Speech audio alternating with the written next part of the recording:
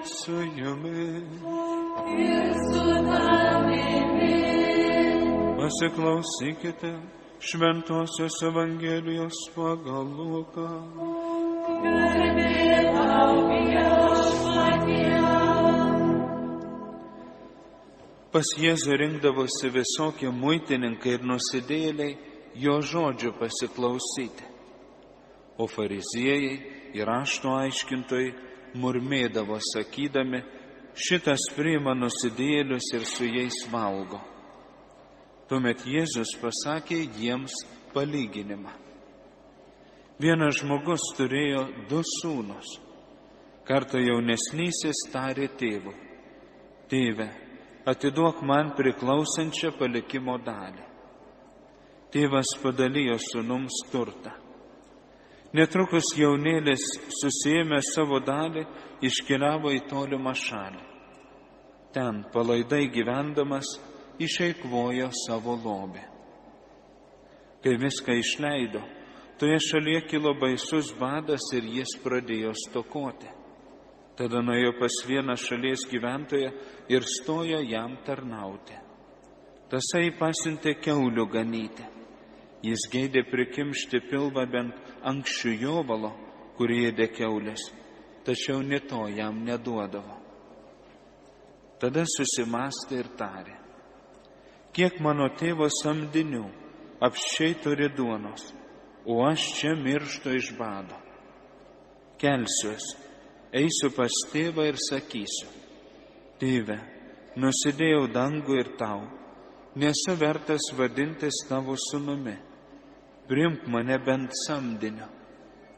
Jis pasiryžo ir iškeliavo pas tėvą. Tėvas pažino jį iš tolo, labai susigraudino, pribėgo prie jo, puolė ant kaklo ir pabučiavo, o sūnus prabilo. Tėve, nusidėjau dangų ir tau, nebesu vertas vadintis tavo sūnumi, bet tėvas įsakė tarnams, kuo greičiau atneškite geriausią drabužį ir apvilkite jį, užmaukite jam ant piršto žiedą, apaukite kojas, atveskite nupenėtą veršį ir papjaukite, puotaukime, linksminkimės, nes šis mano sūnus buvo miręs ir vėl atgijo, buvo pražuvęs ir atsirado. Ir jie pradėjo linksmintis. Tuo metu vyresnysis sūnus buvo laukuose. Eidamas namo ir prisiartinęs prie sodybos, išgirdo muziką ir šokius. Jis pasišaukė tarną ir paklausė, kas čia dedasi. Tas jam atsakė, sugrįžo tavo brolis. Tai tėvas liepė papjauti nupenėtą veršį, kad sulaukė jo sveiko. Tada šis supyko ir nenorėjo eiti namo. Tėvas išėjęs pradėjo vadinti jį vidun, o jis atkirto tėvui. Štai jau tiek metų tau tarnauju ir niekad tavo įsakymo neperžengiau, o tu man nė karto nesi davęs nė ožiuko pasilinksminti su draugais. Bet vos tik sugrįžo šitas tavo sūnus, prarijęs tavo į turtą su kekšėmis, tu bematant jam papjovei peniukšlį. Tėvas atsakė, vaikeli, tu visuomet su manimi ir visa, kas mano, yra tavo.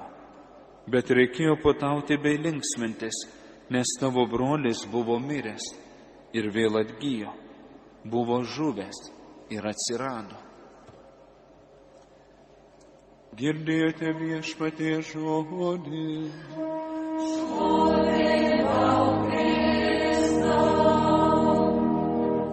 Evangelijos žodžiai tenaikina mūsų klaidas.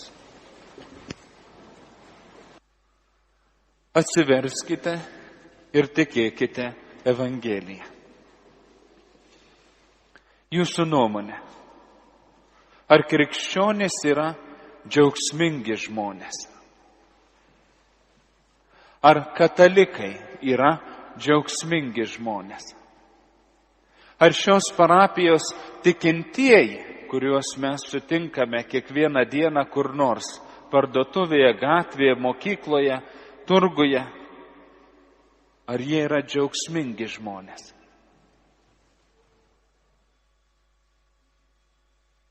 Nelabai. Ir kai mes tikintieji nesame džiaugsmingi žmonės, kodėl mes stebimės, kad mūsų tiek nedaug? Kas nori prie savo visų kitų rūpesčių ir vargų dar prisikrauti tikėjimą, kaip vargą, kaip kryžių, kurį pasižiūrėjus į mus, kasdienius tikinčiuosius, atrodo, kad mes taip dažnai ir taip sunkiai nešame. Šį gavėnios sekmadienį, kada švenčiame gavėnios vidurį, bažnyčia šį sekmadienį pavadina džiaugsmo sekmadienį. Džiaugsmo. Nes nori mums, tikintiesiems katalikams, priminti, kad mes pasnikaudami, daugiau melsdamiesi, darydami artimo meilės darbus, kad mes turime priežastį, dėl ko tą darom. Ir ta priežastis nėra kryžiaus našta, ir ta priežastis nėra kažkokia sunki pareiga ar lažas, ta priežastis yra džiaugsmas, kuris mūsų laukia. Ir džiaugsmas, dėl ko tai darome. Bet tai, kad nesame džiugūs žmonės, yra todėl, kad mūsų širdis apsunkus. Kai širdis yra apsunkus, labai sunku būti džiaugsmingu žmogumi. O kaipgi ta širdis apsunksta? Paimkim pavyzdį su skrandžiu. Kaip apsunksta skrandis? Kai per daug privalgai? Ar kaip privalgai kokio nors šlamšto, neteisingo, negero maisto? Prikemši ir tada...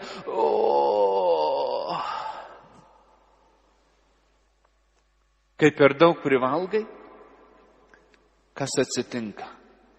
Pasidarai mieguistas. Ar turi jėgų, ar turi energijos kažką daryti, kažkur eiti? Ne, reikia poguliuko. O kai apsinuodiji, ką nors neteisingai, netvarkingai suvalgęs, ar gali ką nors po to gerą daryti? Ne, belieka tik sirgti. Kai per daug arba neteisingai valgome ir apsunksta mūsų skrandis, ir mums yra sunku ir nelengva ką nors kitą ir kitaip daryti. O kaip apsunksta mūsų širdis?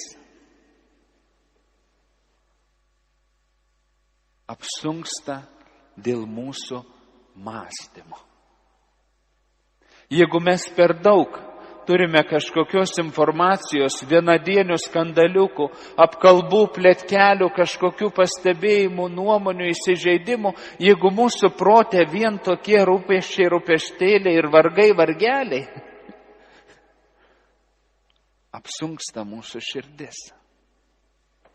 Lygiai taip pat, kai mūsų mąstymas arba mūsų mintis yra netvarkingos, neteisingos, taip kaip tas neteisingas arba negeras maistas apnuodija mūsų skrandį, tai tos mintis, negeros mintis, kurias įsileidžiame, apnuodija mūsų mąstymą, apsunkina mūsų širdį. Ir tada mes nieko kito negalime daryti. Vienu atveju mes tampame pasyviais, tarsi mieguistais, o kitu atveju mes netgi susirgame dėl minčių. Būti džiaugsmingai žmonėmis reikia turėti išlaisvintą širdį. Ir todėl gavėnioj, Pelenų trečiadienį, gauname užduotį. Užberia kunigas pelenų ant mūsų galvos ir sako: atsiverskite ir tikėkite Evangeliją. Atsiverskite, metanoja. Tai reiškia pakeiskite mąstymą. Pakeiskite mąstymą 180 laipsnių kampu. Jeigu pakeisime 360 laipsnių, kas atsitiks? apsisukame ir vėl esame ten, kur buvome. Pakeisti mąstymą metanoje reiškia apsisukti 180 laipsnių kampu. Va šitaip. Į priešingą kryptį. Ir žmogaus gyvenime yra tik dvi kryptis. Kryptis, kuri veda link Dievo, ir kryptis, kuri nuo jo tolina. Mes kartais galvojam, kad yra vidurio kelias. Nėra.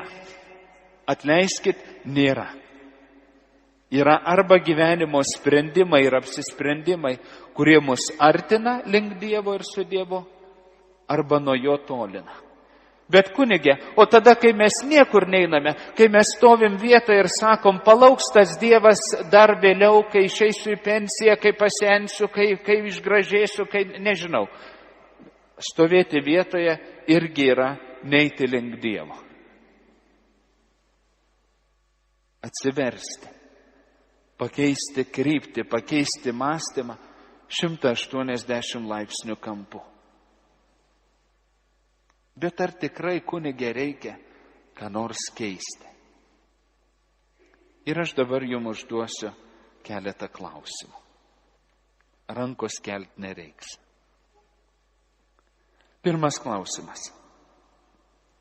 Kas iš jūsų čia esančių manote, kad esat patys nedoriausi, šlikščiausi, blogiausi žmonės, didžiausi paleistuviai, didžiausias blogis, koks gali būti? Kas iš jūsų taip manote?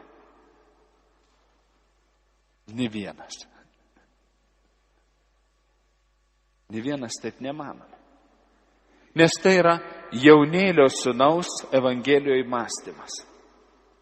Kada žmogus susitapatina su blogiu ir sako, aš esu mano nuodėmės, aš esu mano daromi blogi darbai.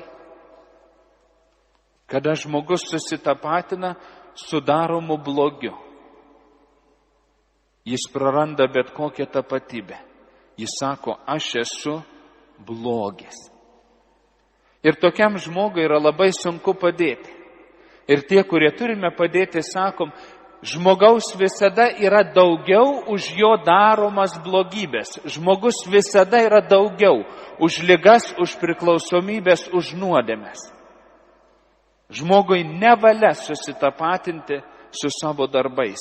Sakyti, tai esu aš. Kiekvieno iš mūsų visada yra daugiau. Mes tik galime pasakyti, kažkodėl aš darau šitos darbus. Aš pasiduodu šitom priklausomybėm. Aš dalyvauju šitame blogyje. Aš. Ir tas blogis. Tai, ką reikia ir galima keisti. Bet jeigu susitapatini su daromu blogiu, tada tavęs nebelieka. Nebėra kam keistis ir ką keisti. Taigi, klausydamėsi sūnaus palaidūno istorijos, daugelis nemanom, kad čia mes.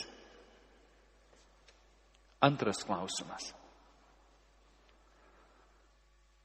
Ar manote, kad esate geri žmonės?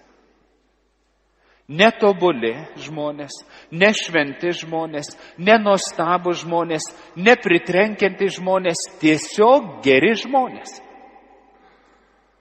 Aš taip apie save manau. Aš esu netobulas, aš nesu pats nuostabiausias, aš nesu pats geriausias, aš nesu pats švenčiausias, bet šiaip paėmus aš esu geras žmogus. Ir žinote, iš kur aš tai žinau? Nes aš žinau žmonių, kurie yra blogesni už mane. Ir tol, kol aš pažįstu žmonių, kurie yra blogesni už mane, aš esu geresnis už juos, aš esu geras žmogus. Ir man užduotis gyvenime lieka ne tapti geresniu negu dabar, ne tapti šventesniu negu dabar. Svarbiausia, ne tapti blogesniu negu kiti žmonės. Santykėje su Dievu, ką mes sakome? Dieve, nepavogiau, neužmušiau, nepaėmiau, nepamelavau, ar galima ką nors daugiau. Aš visą savo laiką ir jėgas paskyriau, kad nieko blogo nepadaryčiau. Ko dar iš manęs nori? O Dievas sako, o kam pasakei gerą žodį? O kam be pinigų padėjai? O ką užjautei? O dėl ko rizikavai? Ir tada sakai, o dar ir to reikėjo? Neužteko, kad aš nieko blogo nepadariau ir visas jėgas paskyriau nebūti blogesnis, dar reikėjo kažką ir gerą padaryti. Ir Dievas sako, taip.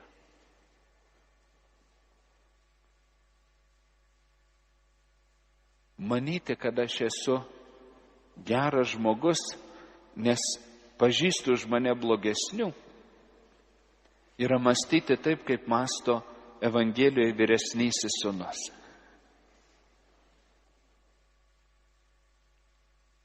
Metanoja. Atsiverskite. Pakeiskite mąstymą. Jeigu mąstysime kaip jaunėlis, arba mąstysime kaip vyresnysis sūnus, niekada neturėsime širdį džiaugsmo. Negalėsime būti džiugūs žmonės, džiaugsmingi žmonės, džiaugsmingi krikščionės. O dabar dar vieną nelengvą testą. Dabar trumpam kiekvienas pagalvokite apie žmogų savo gyvenime, kuris yra jūs labai užgavęs, apgavęs, nuvylęs ar kaip nors įskaudinęs jūs arba jūsų artimą mylimą žmogų, apie tą žmogų, kuriam jau sunku atleisti ir kuriam neatleidote, kurį prisiminus piktą darosi vien pagalvojus. Ir tas žmogus turi vardą ir pavardę, ir tas žmogus turi veidą. Aš noriu, kad jūs dabar pagalvotumėte apie tą žmogų. Tik nesakykit, kad neturi tokio žmogaus.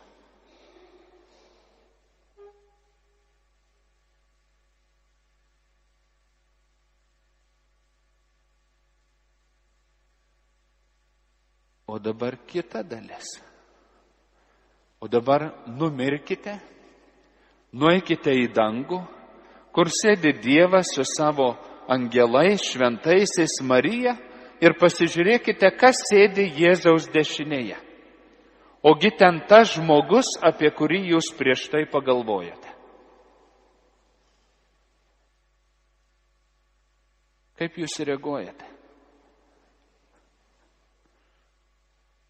Norite į tokį dangų, kur Jėzaus dešinėje sėdi, jūs labiausiai užgavęs, įskaudinęs, pažeminęs arba kaip nors kitaip nuskriaudęs žmogus? Norite į tokį dangų? Kito dangaus nėra.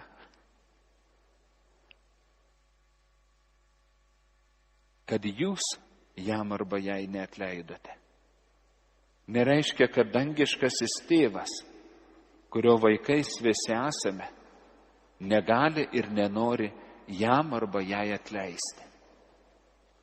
Ką pasako vyresnysis sūnus tėvui, kuris išeina įvadinti vidun? Sako, tas tavo sūnus, pradanginęs savo turtą su kekšėmis, sugrįžo ir tu jam iškėlei puotą. Tas tavo sūnus. O tėvas primena, tas mano sūnus yra tavo brolis. Nereikia man tokių brolių, nereikia man tokių sesių. Galiausiai, ar man reikia tokio Dievo, kuris atleidžia tokiems žmonėms? Pas Jėzų rinkdavosi muitininkai ir nusidėliai jo žodžių pasiklausyti.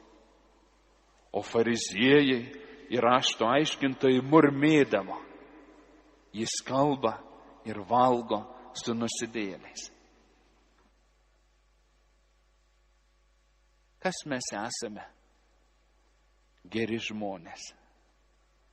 Ar dažnai nesame tie vyresnėliai broliai, kurie nemokame ir negalime džiaugtis dėl kitų atsivertimo, pasikeitimo, kurie net Dievui neleidžiame būti dosniam ir gailestingam savo malonę. Man tai Viešpatie viską atleisk, bet jam arba jai. O Tėve, mūsų maldoj kasdien kartojame. Ir atleisk mums mūsų kaltes, kaip ir mes atleidžiame savo kaltininkams. Tik tiek ir nedaugiau ir nemažiau. Popiežius Pranciškus primena, kad mūsų tikėjimas būtų patrauklus, reikia, kad jį liudytų džiaugsmingi žmonės, džiaugsmingi krikščionės, džiaugsmingi tikintieji. Bet mes būsim džiaugsmingi tik tada, kai mūsų širdis bus laisva nuo neteisingo mąstymo, nuo blogų ir apkraunančių minčių, nuo negebėjimo atleisti, nuo negebėjimo susitaikyti su Dievo dosnumu. Šiuose mišiuose, supratę savo sunkumus, ką galime tik prašyti? Viešpatie, padėk perkeisti mūsų širdį, padėk atsiversti, pakeisti mąstymą, kad galėtum pripildyti mus savojo džiaugsmo, kad mūsų gavėnia, likusi gavėnia, kad mūsų gyvenimas, likęs gyvenimas, kad mūsų visa amžinybė būtų niekas kitas kaip lėtarė, džiūgavimas.